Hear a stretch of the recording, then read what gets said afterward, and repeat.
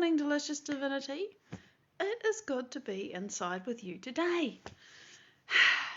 What can I say? It's cold, it's not wet, but it's not reliably dry either. And really there's no drawbacks to that because I got rocks. This is the time of year when we do rocks, right?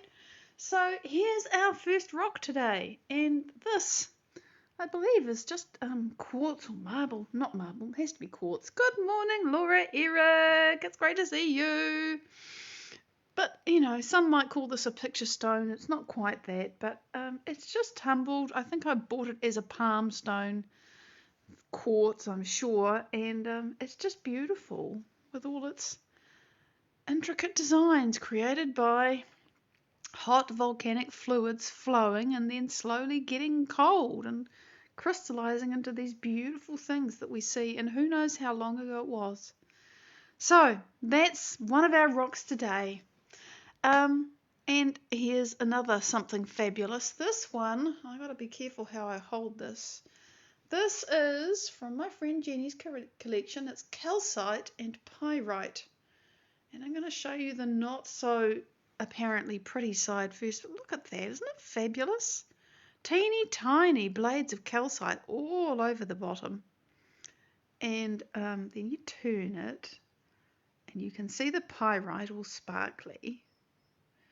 And there's the calcite, and that's what people often sort of go for, is the sparkly pyrite and the calcite or quartz. Pyrite occurs with both calcite and quartz very easily and quickly, very often I should say, but this one is just calcite and pyrite together, and it's just beautiful. I do enjoy sharing these wonderful sparkling treasures with you, but let's not forget the back. I think it's so intricate and glorious. Good morning, beautiful beings jumping on to say hello and share with me. I do appreciate your presence. Good morning, Andrew. It's lovely to have you here. So just enjoying this. That's the side that everyone looks at, and it is fabulous. But there are things in life that you just don't appreciate unless you turn them over and look at the other side. So there it is. Put that one down. And last but not least, this is, I've got to read its little label, this is rhodozite from Madagascar, by the way. It's really interesting, and you can actually see its yellow colour. I've got the light right this time. So it's quite obviously, you can see the facets of the crystal, and it's one of those, it's a bit hard to show you what shape it is. It's not a hexagonal jobby. In fact, 1, 2, 3, 4, 5, 6. It has got 6 sides to it, but it's so not quartz. So rhodozite, and it's beautiful. It's a very soft sort of dusky, musky yellow, but I really like this. Look at the sort of broken face of it. If I take the little sticker off. Stickers are important, they tell us what it is. Oh, there we go. Now you can see the inside of it, which is just beautiful and interesting. So it's a sort of an olivey yellow, really. It's one of those colours it's not pure, it's not perfect. It's a lot like us. Just full of variety and interest in different little bits and pieces, and So that's rhodozite. Now today, inside out of the cold, and good morning everyone. Facebook shows me a number, but it doesn't always show me who you are, and it doesn't always even show me your comments. Bernadette, it's you. Well, it's chilly, and I guess it's hot where you are, but this for me is just comfortable. So today I just felt like talking about struggling with change, because yesterday I was doing that.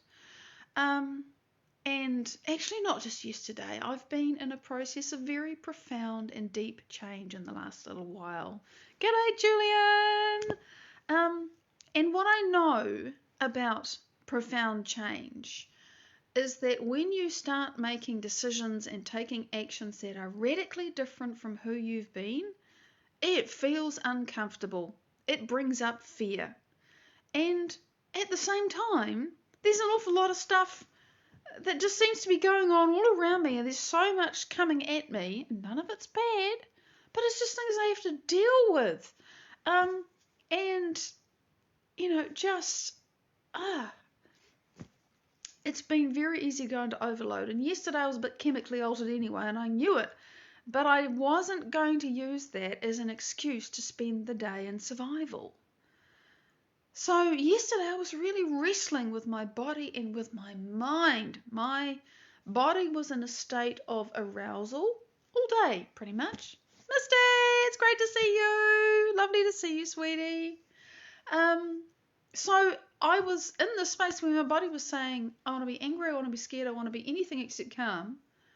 And my mind, my old self, I watched as my mind did all the normal things it did of trying to control, trying to manage, trying to analyze, trying to explain, trying to work it out. And the more I tried to do that, I recognized that I was making it worse. And I've heard my inspiration, Dr. Joe Dispenza, say this so often now because I listen over and over and over. When you try to analyze, work out, figure out the situation that you're in, while you're still in the emotion that goes with that situation, you make your brain worse. And you do, let me tell you. And I could watch myself doing this and thinking, no, I've got to stop this. I've got to stop this. I have to change my state. Otherwise, I'm just going to be digging a deep hole to China and falling into it and still digging. And it was a real struggle, and I stopped and I closed my eyes and I breathed through my heart until I could feel it ease a little bit because I still had stuff to do, right? And there were a few things I just gritted my teeth and got through. But the point was that the old me has measured and monitored and researched and analysed and worked things out as a means to survive.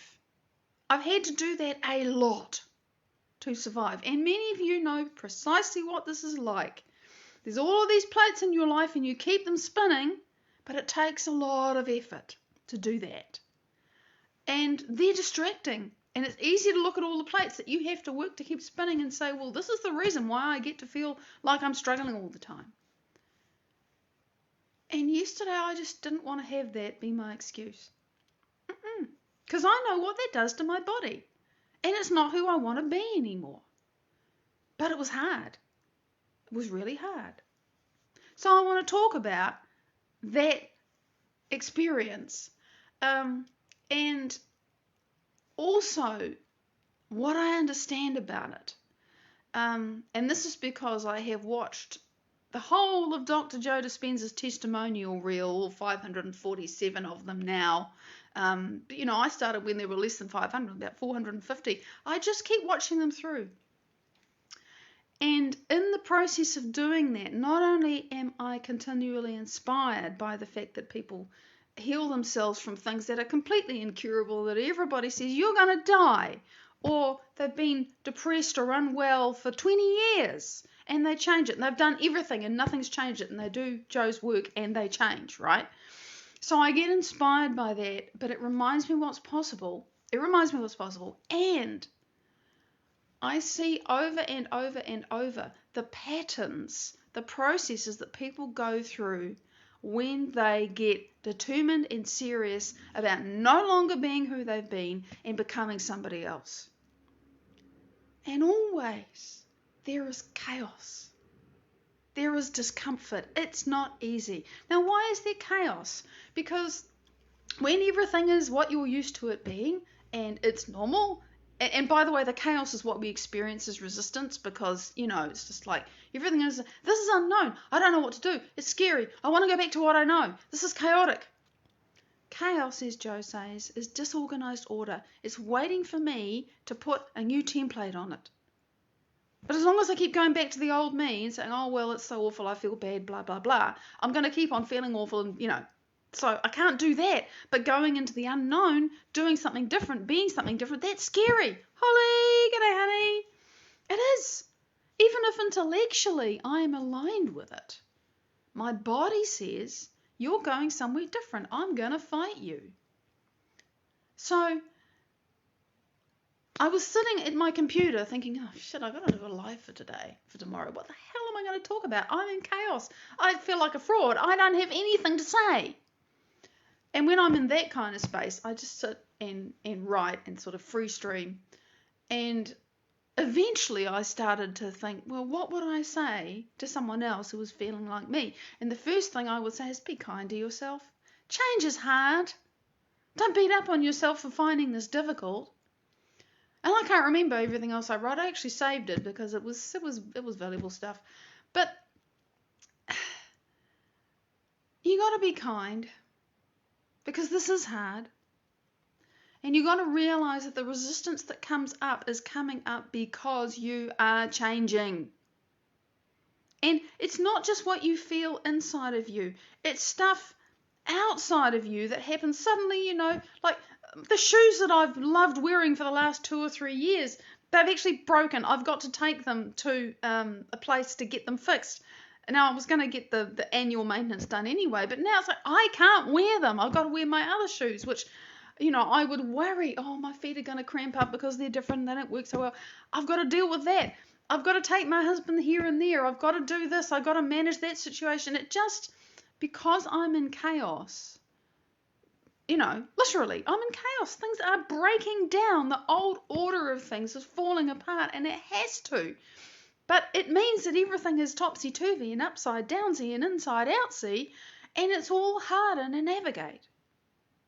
And that is part of the process. You've got to realise that's normal and that's challenging, and to be kind to yourself, and also to realise that the very moment that you want to lose it, the very moment you just want to retreat into some anger or some sadness or some frustration, because it's so easy and it's so satisfying when you start to get out of those emotional states and you recognize yourself wanting to return to them. It's just like, oh, give me a slice of that chocolate cake, please. I want to feel angry for a while. It really is like that. I recognize the addiction and I don't want to indulge it. So at times it's just like, oh God, this is so intense. But the point I want to make is that intensity is there because you are changing. If you were just rolling over and doing what you're used to doing and being who you're used to being, you wouldn't be feeling a thing. Change is challenging because we're going somewhere new.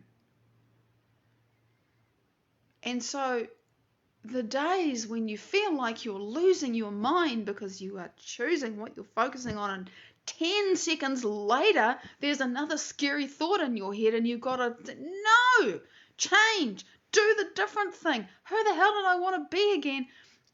Those are the days when you're actually changing the most, when you don't give in and go back to saying, well, it's always been like this. Oh, how sad. Oh, how frustrating. Oh, how painful. Oh, how difficult that is.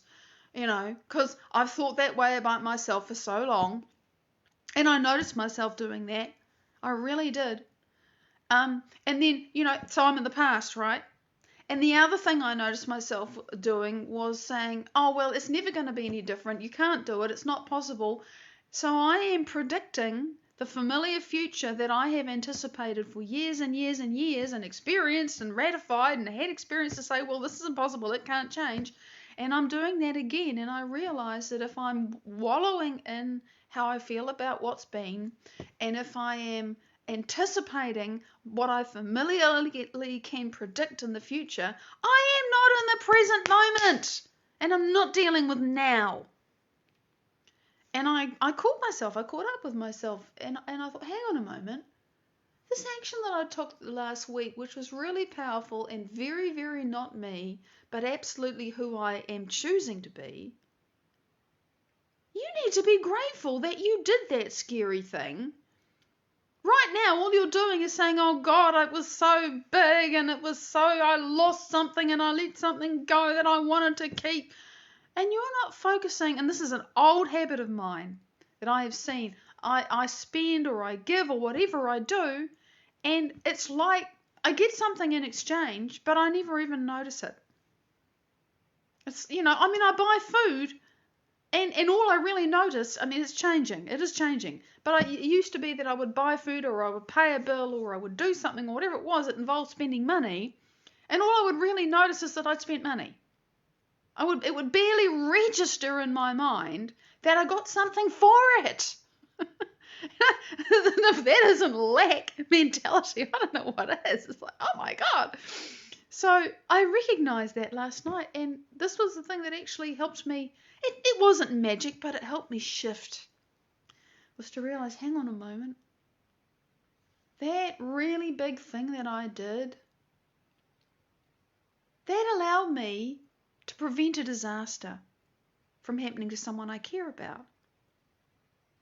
And it allowed me to open a door to a new future for some other people that I care about.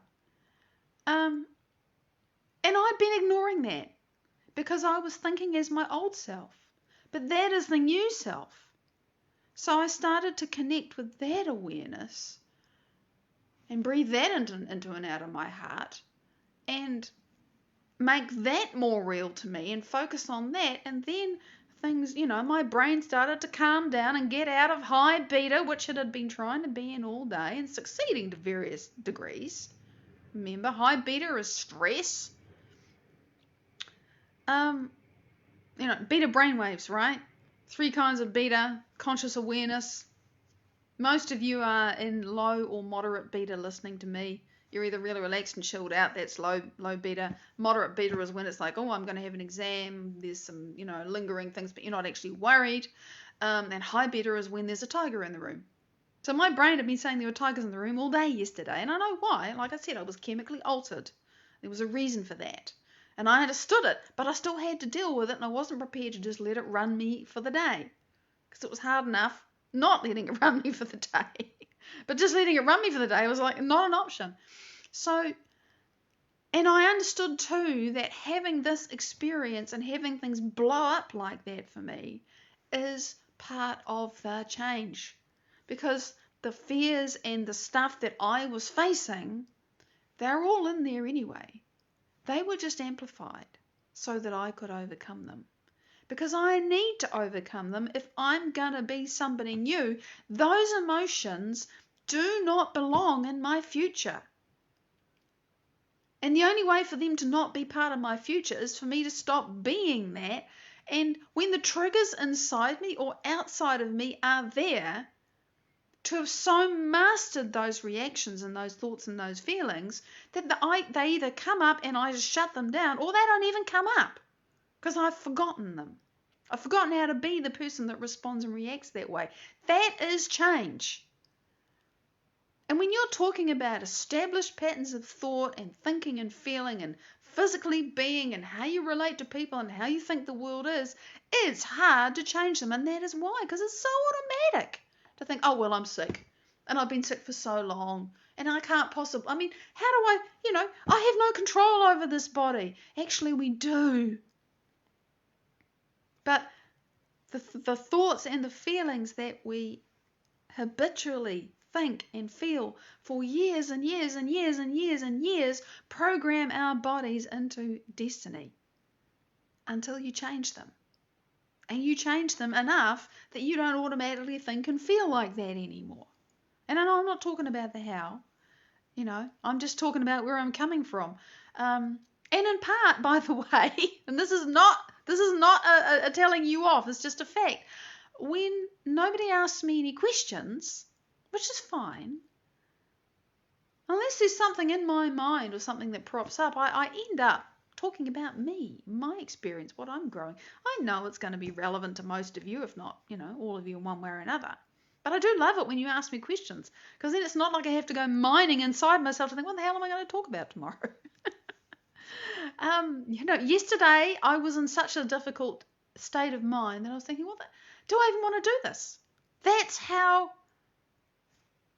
out of sorts I was. And it was challenging. I overcame myself some more this morning. I understand what I'm moving through, and I understand because I have watched 500 people make their own changes or tell the story of their own changes. And I'm watching my friends, the people who are doing this work alongside me, I'm watching them change. I know how it works. So if you are choosing a new reality and your current reality starts to go to shit, understand that's because things that have been stuck and frozen in place by who you've been being are starting to come unstuck and unfrozen because you're changing. Sanchia, good morning, beautiful. Thank you for encouraging me. It's got to fall apart sometimes before you can create something new. But it's hard. So you got to understand that is the process. You got to not be scared by it. You got to persist, be kind to yourself, and yet don't use your circumstances as an excuse to keep on being who you've been. Unless you're happy being who you are, in which case that's fine. But if you want to make a change, the time when you least feel like it, the time when those emotions are most difficult to access, the feelings of your future, is when you got to dig deep and find a way to at least move yourself a little bit closer to them, even if that just means getting up to neutral. So that's my rave today. And today's Tuesday, so I'll be back in 3.5 hours to give you an update on our Sang Marie Gomez in the Gambia. Massive changes where he is, although most of them I can't tell you, but it's very exciting. And the things I can tell you are exciting too. So if you want to join us then, that'll be lovely. See you soon. Lots of love. Bye-bye.